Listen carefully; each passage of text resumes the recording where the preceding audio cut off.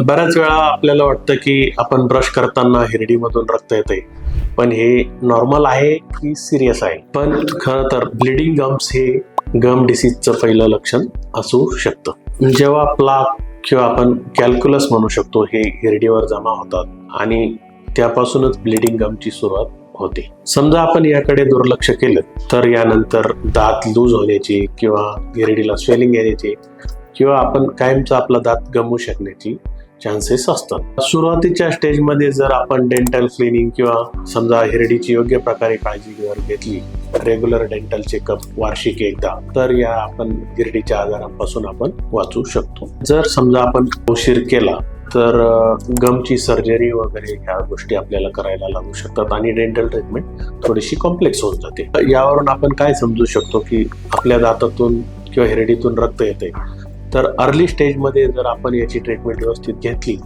तर पुढे जाऊन आपल्याला कुठलाही त्रास होत नाही.